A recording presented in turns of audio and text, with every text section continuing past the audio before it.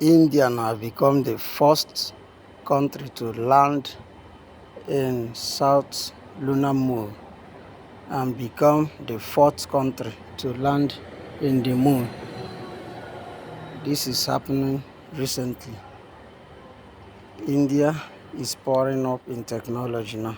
Indian scientists have landed in the moon, become the fourth country to land in the moon, and become the first to land in South Lunar Pole of the moon.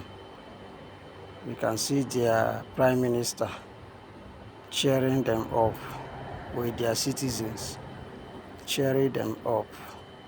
Shri Narendra Modi ji, who is here to encourage us, and he is critically looking at the visuals.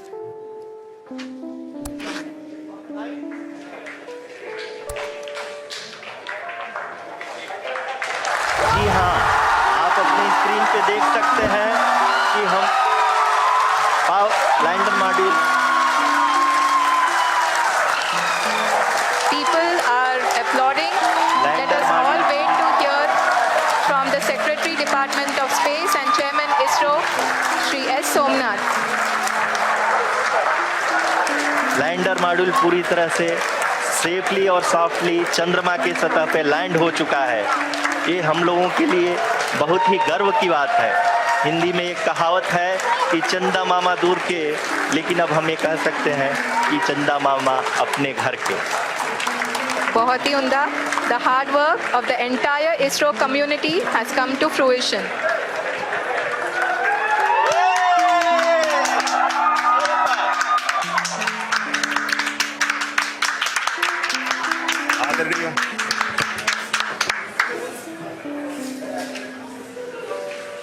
आदरणीय प्रधानमंत्री जी, नमस्कार.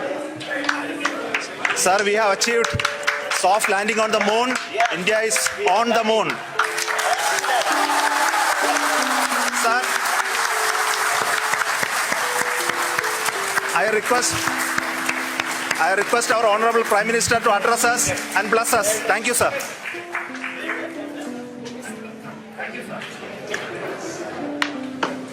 मेरे प्यारे परिवारजनों, जब हम अपनी आंखों के सामने ऐसा इतिहास बनते हुए देखते हैं तो जीवन धन्य हो जाता है। ऐसी ऐतिहासिक घटनाएं There we have it. India has done something that no other country has been able to do. Not the United States of America, not Russia, and not China. They have successfully put a lander on the south pole of the moon. A massive moment for the Indian Space Research Organisation as we see Narendra Modi speaking to the Mission Control Room, who he's been monitoring from the BRICS Summit in South Africa. And a huge round of applause broke out, huge cheers for when the moment happened where India, the first ever nation to successfully land on the south pole of the moon. Well, Christopher Consolis, Professor of Extragalactic Astronomy at the University of Manchester, has also been watching on. First of all, Christopher, what do you make? How big a moment is this for space exploration? It's a huge moment. So all the congratulations to the Indian Space Agency for doing this. This is a remarkable thing. And as you said, it's something that hasn't really been done before. Of course, other countries have been to the moon, but not to this location on the moon, where there's a lot of interesting science and a lot of interesting discoveries that could be made. And so India should very much be applauded for this. Can you just explain to us what sort of discoveries are they hoping to make here? I know there's been talk that there might be potentially frozen water in this part of the moon. What would that mean if they were to discover frozen water there? So there's a couple of things that are interesting about that. So if you have water, it has a lot of potentials for not only just science, but also for things about, colonizing the moon, for using the moon as a resource, because water is very important, not just for life, but for doing any kind of activities. It could be very useful. So there's that.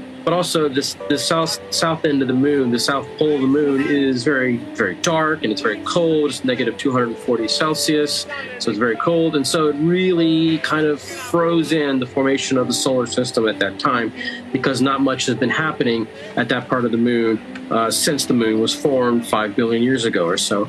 And so if you can study the properties of the moon at that location, study what's in the ground, study what's in the atmosphere, study the seismic activity that has happened and that is happening, then you can learn quite a bit about the formation of the moon, but also the formation of the entire solar system. And so since this location is so messed with, in a sense, then it has the secrets of the past. And so this is one of the main reasons why it's gone there. And what would it mean? I know there's been a lot of talk about the missions to Mars over the next decade or so. What would it mean for that? So the more we understand about the moon, the more we're going to understand about the solar system. And so Mars is obviously the next step in that process. And so if we can figure out something about the moon, about how its atmosphere works, about how its structure was formed, then we'll know a little bit more about perhaps how it has happened on Mars. And then when we go to Mars, we'll have much more information about what to expect and about what kind of things we might find there. And it all builds on each other. And so by knowing about the moon, we can learn about Mars and also the Earth in some ways, although the Earth is much more geologically active than the moon, of course. But we're just learning more and more about it, and it will tell us a lot more about Mars and what we can expect to find and what we might want to search for once we get to Mars to understand it even better. Now, the Vikram lander has made it to the surface of the moon intact. Once the dust settles there, what is the next step? I understand there's a rover on board, and that's going to be a big part about doing scientific experiments and getting it back to Earth and finding out a little bit more. Can you just take us through the next, I guess, week or so, what will be done there? Right. So the timeline will depend somewhat on tests and various communications that the Indian Space Agency will do with the lander and the rover. But once everything looks stable, then the rover will be dispatched and the experiments will occur. And those will happen for some time. I'm not exactly sure for how long those experiments will go on. But I imagine it'll be for a bit of time. And I know the landing date has been very carefully selected to coincide with the start of a lunar day. Can you just explain to the layperson like myself exactly what that entails and why that is so important? Right. So the lunar day is basically, it's an equivalent to the way that we have a day, where basically the moon goes around the Earth, which produces this apparent day on the moon, and you want to be able to do things at certain Sorry points. to interrupt, Christopher. We're just going to listen into Narendra Modi now. It's not just India's alone. This is a year in which the world is witnessing India's G20 presidency. Our approach of one Earth, one family, one future is resonating across the globe. This human-centric approach that we present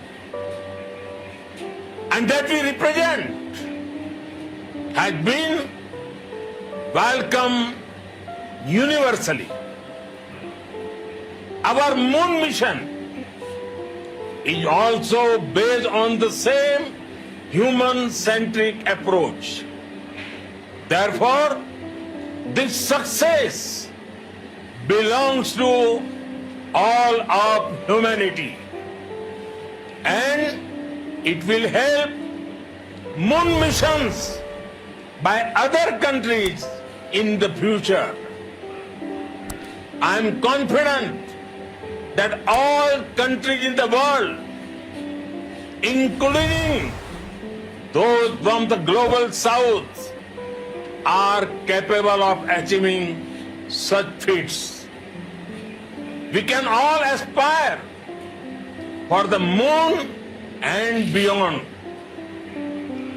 मेरे परिवारजनों, चंद्रयान महाअभियान की ये उपलब्धि भारत की उड़ान को चंद्रमा की कक्षाओं से आगे जाएगी। हम Okay, if you are just joining us, that is the Indian Prime Minister Narendra Modi, who has been monitoring developments from the BRICS summit in South Africa after the Indian Space Research Organisation successfully, the first successful mission ever to land a lunar lander on the